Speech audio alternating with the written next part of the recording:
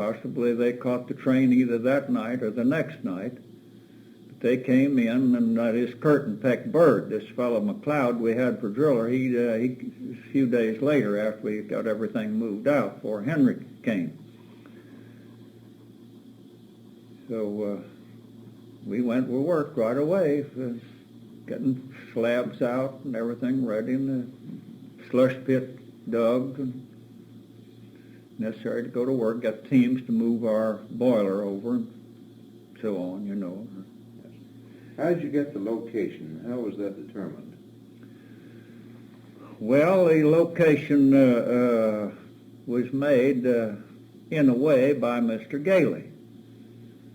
The story is, Captain Lucas told me this himself, that when Gailey came down there, he came in unexpected to Captain Lucas, and Captain Lucas was away. So Mrs. Lucas took him out to this place where these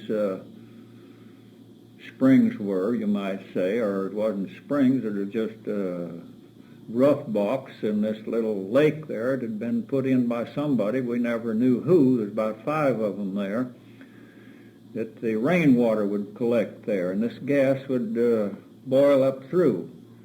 And the water, the sulfur gas coming up through was stronger in some than the other one and discolored them more. It was used for medicinal purposes. And Mrs. Lucas took Gailey to this spot. So he decided, well, there's where we want to drill a well, any place there. So when we moved in there, we just set our derrick up where it was convenient, right close to those rough boxes, or what you might call springs, different word. Did you build your own derrick? Yes.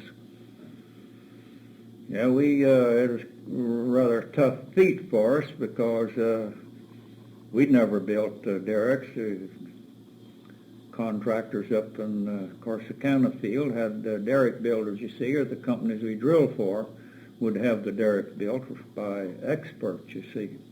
So we got down there. We tried to use this bill of lumber that the rig builder had given me, you see, dimensions and so on, to cut it to shape. But we didn't seem to have much luck at that, so we just strung the thing out on the ground and to shape, you see, and then would cut our girts and braces and so on to fit.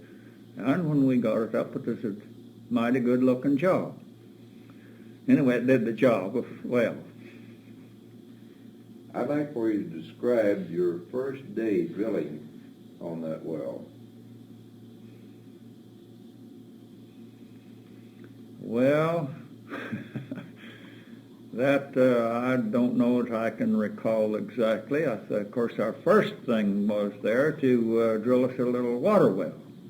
That's the first thing we did, right beside the derrick.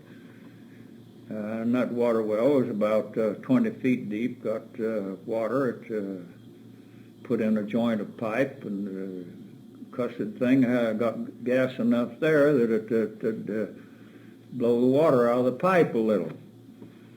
But it wasn't enough to flow the water. We put a jet in, a steam jet, and jet the water out that we needed for boiler in our slush pit.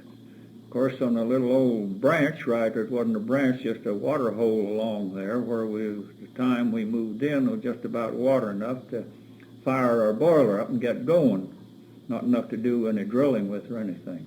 Well, after we got this water well, of course, we started in and set a joint of 10-inch. I don't suppose we were very long doing that. I just don't remember about the time on that, but we made very good time. We got down to about 160 feet, where we'd lose our returns.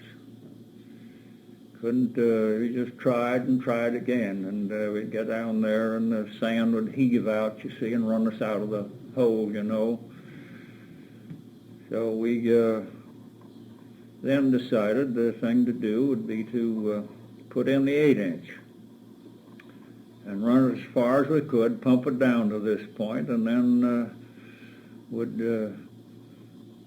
drive it, just by main force and awkwardness, you might say.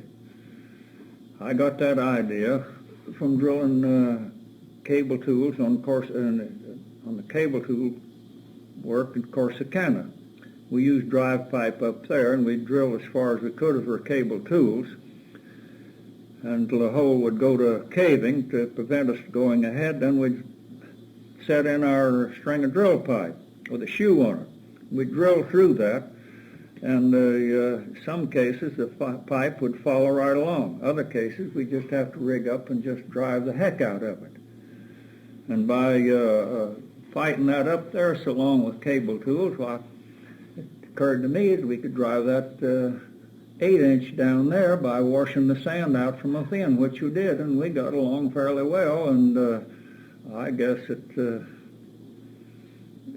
proved quite a feat and quite a lot of work for week 3, because McLeod soon left about the time we got started at that. He didn't think we'd ever finish the well or get any place much. He wasn't too good a worker anyway. Left Kurt and Peck Bird and myself, and we went on and finished the well. We landed that 8-inch on Gumbo there right around 445 feet, which is a pretty close measurement. We didn't keep an accurate measurement like we do this day and time, but we just measured by joints. We'd say the average up our joints is 20 feet, and they average about that way. But we hit this Gumbo at 445 feet, and then after that we got along all right till about 600 and something, when we had a little gas blowout.